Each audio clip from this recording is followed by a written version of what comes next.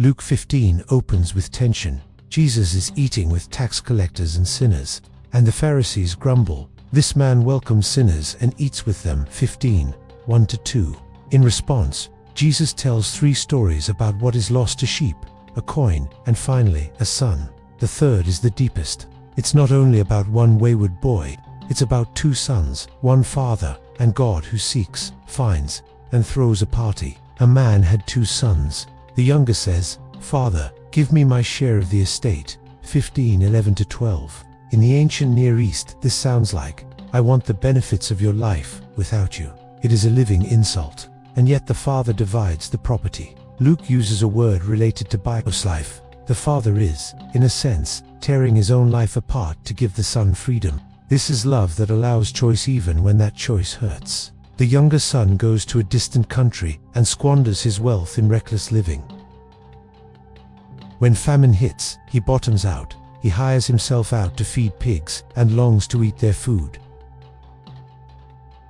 For a Jew, pigs are a symbol of uncleanness. Luke is painting a shocking picture. The son hasn't only gone far geographically, he's gone far existentially from home, from his father, from himself.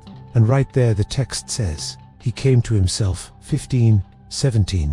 That's the turning point. In Luke, repentance often begins like this, with a sober realization. What I called freedom made me a slave. I had a name, I became nobody. I need to go home. He rehearses a speech. "Father, I have sinned against heaven and before you. I am no longer worthy to be called your son. Make me like one of your hired servants."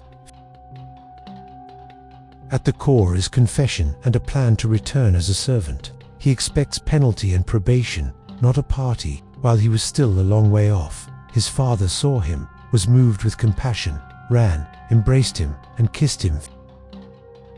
In a culture of honor and shame, patriarchs don't run, children do. Here the father shames himself to lift his son. The boy starts his prepared confession, but the father interrupts with actions. Not a lecture. Bring the best robe, a ring for his hand, sandals for his feet. Kill the fattened calf.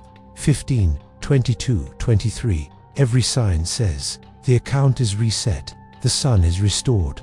The robe covers shame, the ring returns family authority, the sandals mark him as a son, not a servant, and the calf is for a wedding-sized feast, not for probation.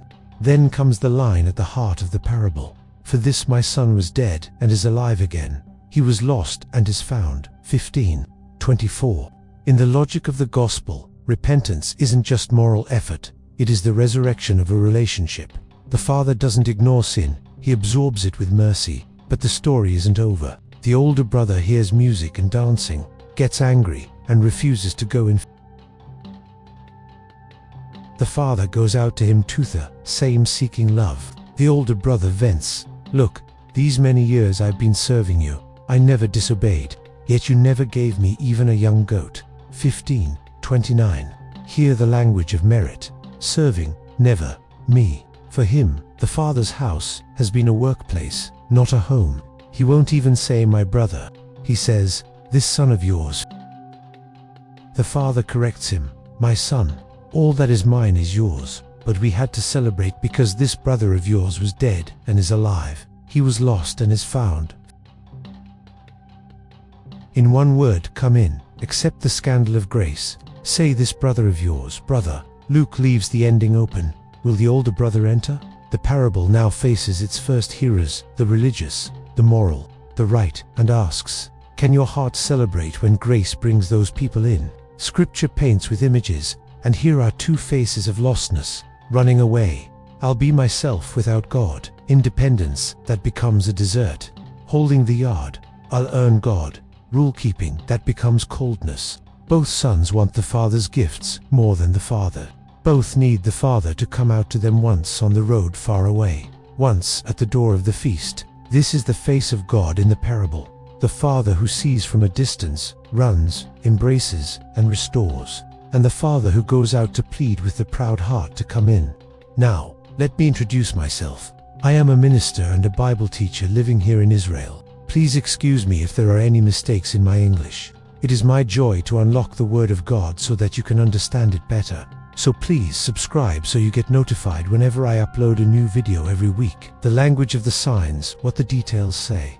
Distant country, not just geography, but inner exile. Living as if God doesn't exist. Pigs, the bottom of uncleanness. Loss of identity and dignity. Came to himself. The clarity to tell the truth about my fall and about the one with bread and home.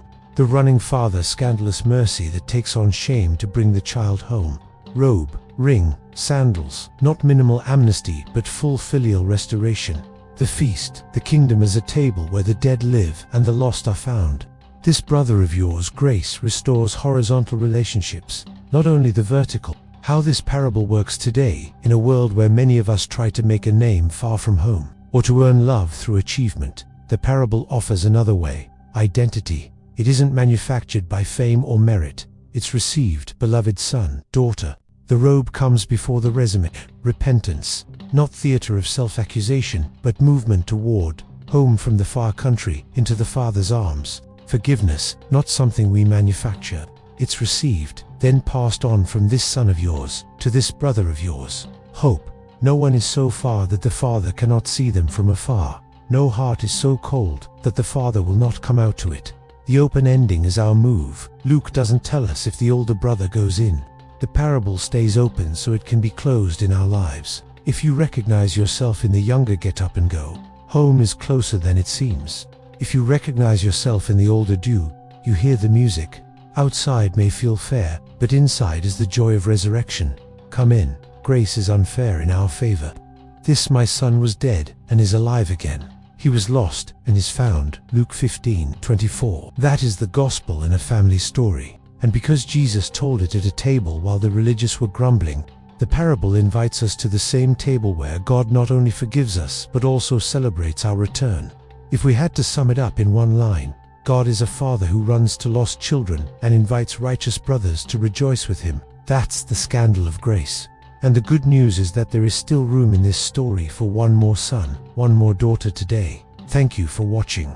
If you found this exploration eye-opening, don't forget to hit that subscribe button and join us each week. Together, we'll continue to unravel ancient truths for today's world, so that you stay informed, strengthened, and ready for what's ahead. God bless you, and see you in the next video.